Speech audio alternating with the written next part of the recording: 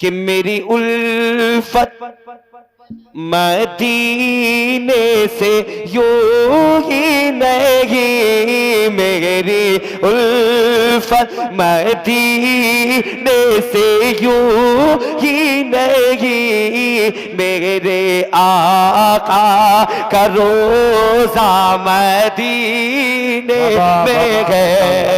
बड़े होशियार हैं, अल्लाह इन्हें करोड़पति बना दे, आमीन कह दे यार सब। अल्लाह सबको करोड़पति बना दे, सबको मदीने का हाजी बना दे। आवाज दे दे, थोड़ा इको दे दे, खोल दे आवाज, इंशाल्लाह माइक को कुछ नहीं होगा आपकी, फुल आवाज खोल दीजिएगा जरा, बड़ा अच्छा होगा। मेरे साथ आप पढ़ ले, मेरे आका का रोज़ा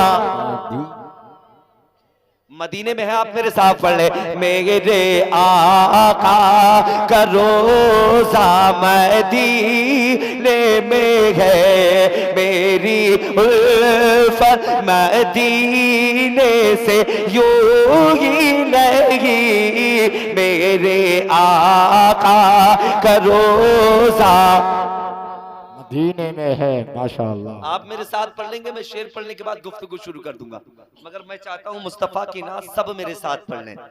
मैं दुआ करता हूं कि मौला जो तेरे महबूब, तो तेरे महबूब की नात पढ़े, परवरदिगार आलम जब तक उसे मौत ना आए, जब तक कि तेरे महबूब का कलमा उसे नसीब ना हो जाए। अब पढ़ दे, मेरे आका का रोज़ा, मेरे आका का रोज़ा, मैं मदीने की जानिब ना कैसे खींचूं, मैं मदीने की जानिब ना कैसे खींचूं, मेरा जीना और मरना मदीने। बाबा इधर वाले बोल रहे, इधर वाले भी पढ़ ले,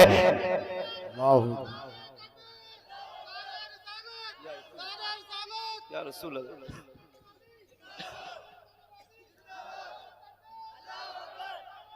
मेरा जीना और मरना मदीने में है, कि फिर मुझे मौत का कोई खतरा न हो, अरे मौत क्या, अरे जिंदगी की भी परवाह न हो, मौत क्या जिंदगी की भी परवाह न हो,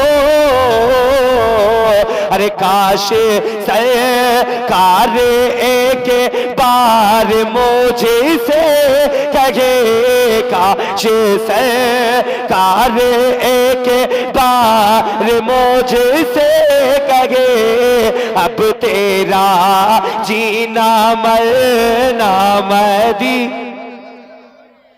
मेरे साथ पढ़ने, मैं रोजाना बोलता हूँ यार, नमाज भी पढ़ाता हूँ, बच्चों को भी पढ़ाता हूँ, बोलता भी हूँ, मगर आज मेरे साथ मुस्तफ़ा की नात पढ़ने, मुझे उम्मीद है अगले शेर पे मेरी आवाज इंशाल्लाह खुल जाएगी। कहिएगा, मेरा जीना और मरना मदीने कि अर्श आज़म पे जिसी की बड़ी शान गई, रोज़े मुस्तफा जिसकी पहचान है, रोज़े मुस्तफा जिसकी पहचान है,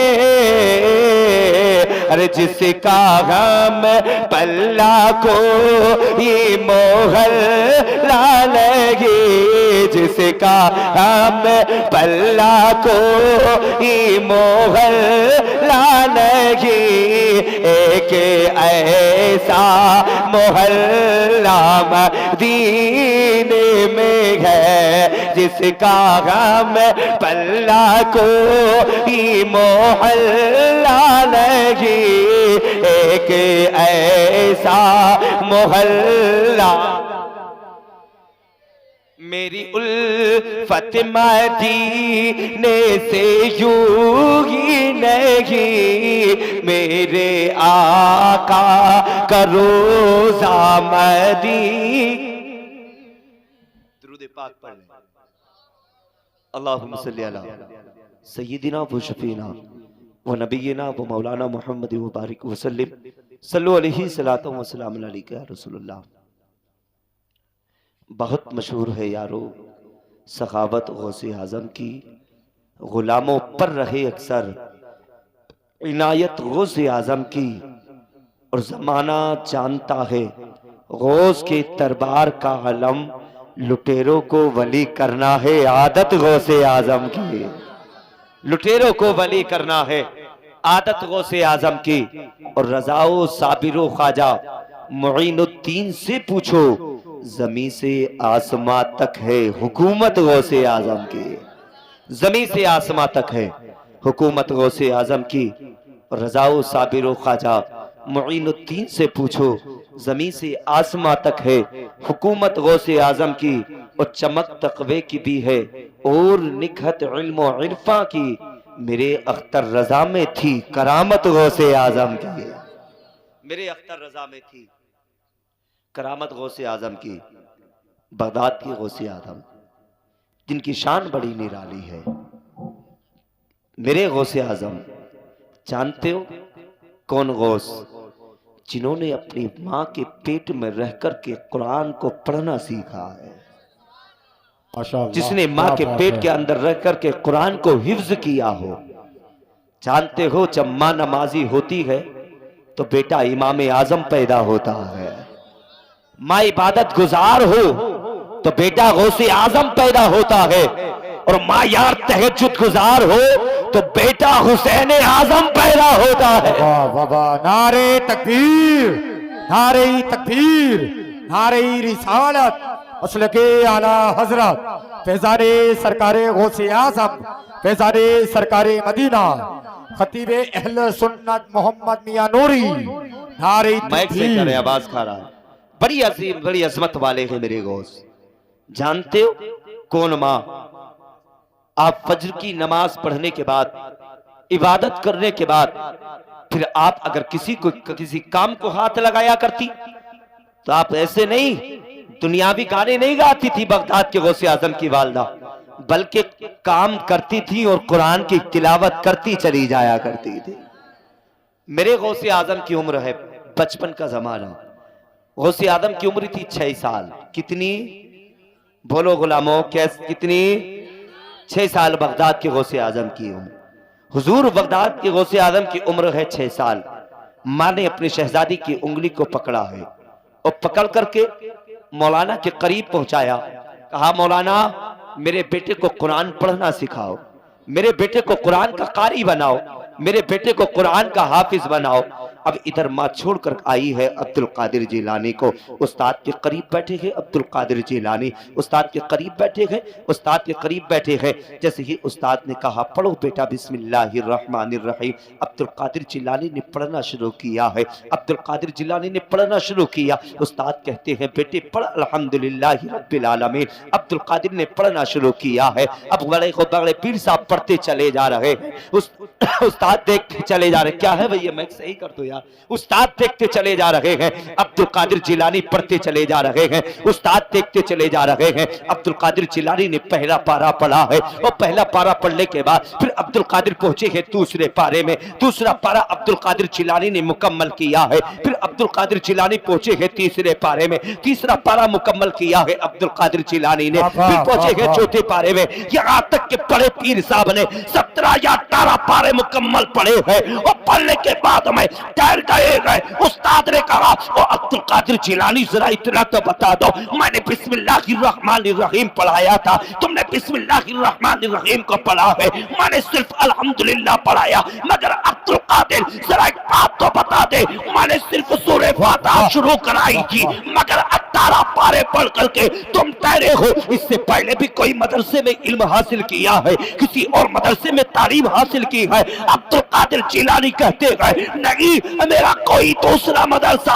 अगर था तो वो मेरी माँ का पेट था। उस्ताद कहते हैं वो अब्दुल कादिर के माँ के पेट में रह करके कुरान की तिलावत करना सीखे हो। अब्दुल कादिर जिलानी कहते हैं अपने उस्ताद से कहने लगे कि मेरी माँ नमाजी भी थी, कुरान की हाफिजा भी थी। जब किसी काम को किया करती थी, इधर नाश्ता बनता था, कुरान की तिलावत चलती थी, खाना बन रहा है, कुरान की तिलावत चल रही है, अगर कल का काम कर रहा है, कुरान की तिलावत चल रही है। अब्दुल कादिर जिलानी कहते हैं कि मेरी माँ कुरान पढ़ती थी, मैं उन पारों को सुन करके अपने सीने में महफूज कर लेता था। अगर कोई मदरसा अगर मेरा है तो वो कोई और नहीं बल्कि मेरी माँ का पेट है। अब्दुल कादिर जिलानी कहते हैं कि उसी माँ के पेट से मैं 18 पारे पढ़ के दुनिया में तशरीफ लाया। नारे तकबीर, नारे तकबीर, बुलंद आवाज से हाथ।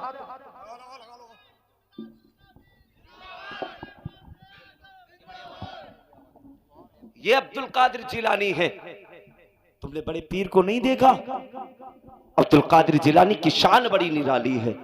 कहा बेटे कि मां के पेट में कुरान की तिलावत करना सीखे। अब्दुल कादिर ने कहा हाँ कि मैंने मां के पेट में रह करके कुरान पढ़ना सीखा है।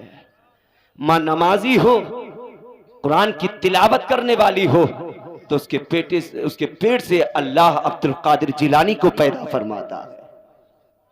ये अब्दुल कादिर जिलानी है।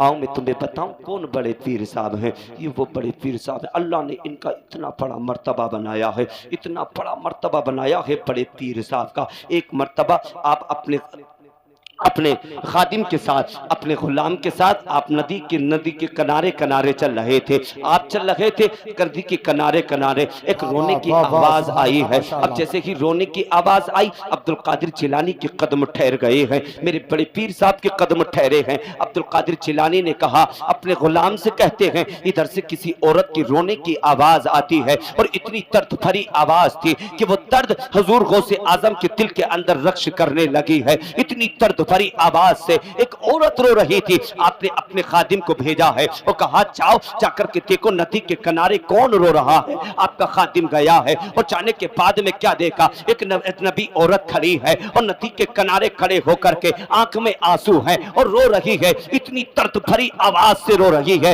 इतनी दर्द भरी आवाज से रो रही है। जो समंदर के अंदर मछलियां थी, उनके अंदर जो अंडे थे, उन अंडे पिघल करके पानी की बन करके मछलियों के पेट से बाहर आ गए हैं। इतनी दर्द भरी आवाज से वो औरत रो रही थी। अब्दुल कादिर जिलानी के मुरीद, अब्दुल कादिर के जिलानी के मुरीद आए हैं और आकर के बगदाद के गौसे आजम के करीब पहुंचे हैं। मेरे बगदाद के गौसे आजम कहते हैं कि नदी के किनारे कौन रो रहा है। इतना कहना था, आपके मुरीद कहते हैं हुजूर एक औरत है, बड़ी दर्द भरी आवाज से रो रही है। इतना सुनना था। अब्दुल कादिर जिलानी के कदम उठे हैं और उठने के बाद हुजूर अब्दुल कादिर जिलानी उस औरत के करीब पहुंचे हैं और जाकर के उस करीब औरत के करीब ठहर गए हैं। हुजूर अब्दुल कादिर जिलानी फरमाते हैं, और माई रोने की वजह क्या है, रोने की बिना क्या है, जिसकी वजह पर तेरी आंख में आंसू है। बता कौन सा गम ने रुलाया है, कौन सी परेशानी ने रुलाया है, तुझे कौन सा सदमा लग गया है जो इतनी दर्द भरी आवाज से तू नदी के किनारे खड़े होकर के रो रही है। वो औरत कहती है हुजूर एक दिन की बात हो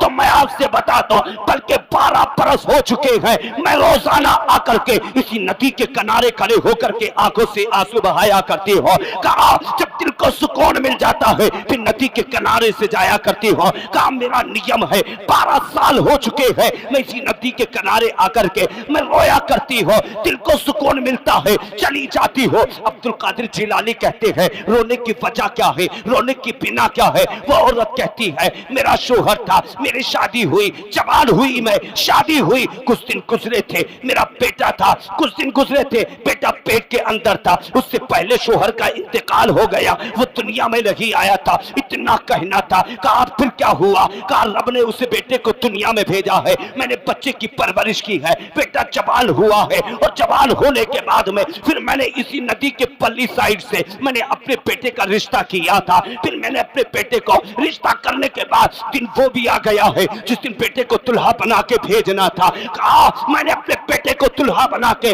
मैंने नदी के उस किनारे भेजा था। बेटा गया था, साथ में बराती थे, दुल्हा बन के गया था, निकाह करके दुल्हन को लेकर के आ रहा था, बीच समंदर में आया था। कहा सारी बारात समंदर के अंदर डूब गई है। कहा गौसे आजम फरमाते हैं कि तेरा बेटा यही डूबा है। वो औरत कहती है हुजूर ये तो मालूम नहीं, मगर बताने वाले बताते हैं। कहा बारात यही डूबी है। इतना कहना था, बगदाद के गौसे आजम की आंख में आंसू आ गए हैं। हुजूर गौसे आजम रोने लगे। मोहब्बत देखी थी माँ की कि बेटे से कितना प्यार करती है। आज हम देखते हैं आज माओ को गालियां दी जाती है, माओ पे लट बजाए जाते हैं, माँ बाप को घर से बाहर निकाला जाता है। और नौजवानों अगर इज्जत चाहते हो तो माँ की खिदमत करना, दौलत चाहते हो बाप की कदर करना। अगर बाप भी राजी होगा माँ भी राजी होगी तो याद रखना अल्लाह दौलत से भी नवाज देगा, इज्जत से भी नवाज देगा। नारे तकबीर, बुलंद आवाज से हाथ को उठाकर नारा लगाए, नारे तकबीर।